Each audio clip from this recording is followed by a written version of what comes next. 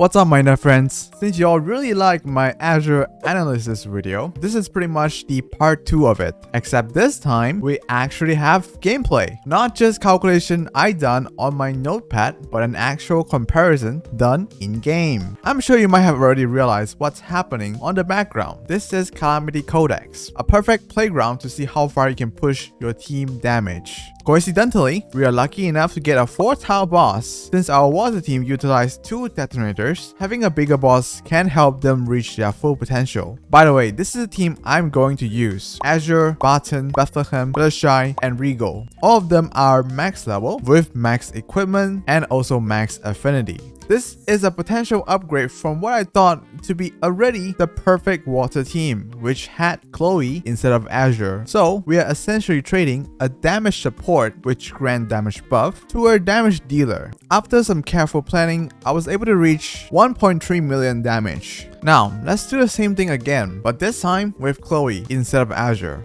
Since we have some time, let me explain how I'm approaching this boss. A good thing about Calamity Codex is the tile RNG are fixed. That means no matter how many times I reset the stage, the starting tiles will always be the same. This means we can minimize the RNG we get from the Azure one and also the Chloe one. Although it is not exactly the same because, well, Azure can convert, Chloe can't. So I will still use my best ability to try to get as much damage as possible given my situation. So first off, obviously I'm going to teleport to the corner of the boss so I can use my Barton ability to create tiles around the boss that I can use to normal attack and of course also do chain combo near the boss. And I'm going to use Bethlehem ability to select tile around the boss and also some tiles that I could not reach unless I place it right there. And obviously activate your Regal and Chloe abilities for the damage buff and we go ham. Now here I want to preserve as much tile as possible after the Aurora time so we can do more damage with more chain combo of course. So I'm stopping at 15 tiles. This is the same I'm doing with the Azure team as well. So after this, I will have a really long downtime where I would not be able to convert. And since for Cross Converter and Bethlehem, you only can use 2 abilities in Calamity Codex, no matter if you have Preemptive Strike or not.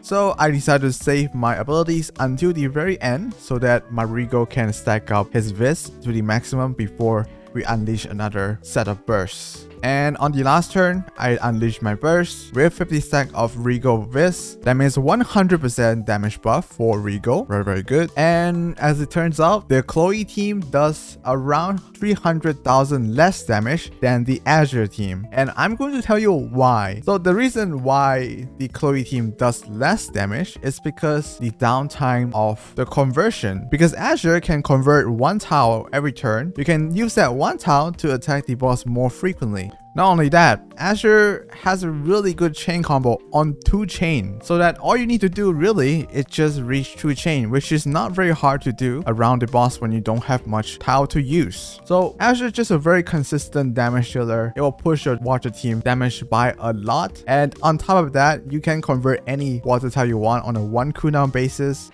It's just really insane to think about. So going back to my title, Maxing Azure, was it worth it? Well, I think you got your answer now. It is worth it. It improved a team that I thought was already perfect, which I didn't thought was possible, but now Azure has definitely proven me wrong. Since it has been a while, I tried hard on Calamity Codex. I also decided to finish the other 3 teams. So the first team I go for is the standard fire team I use, and this is the forest boss. So fire team is going to do a lot more damage to the boss.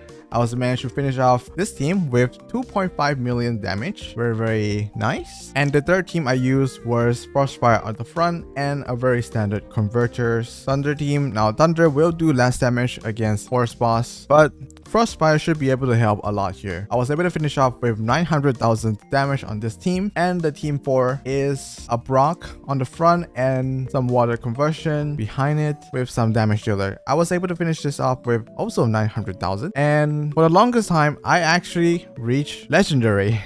Which is pretty impressive in the Japan server since I am a free-to-play myself, and I'm gonna say I'm pretty satisfied with the results. Conclusion, Azure is probably one of the best units in the game, and asking whether you should max her or not is kind of self-explanatory. Yes. So hope you all enjoy or learn something from this video. I'll see you all in the next video. Peace.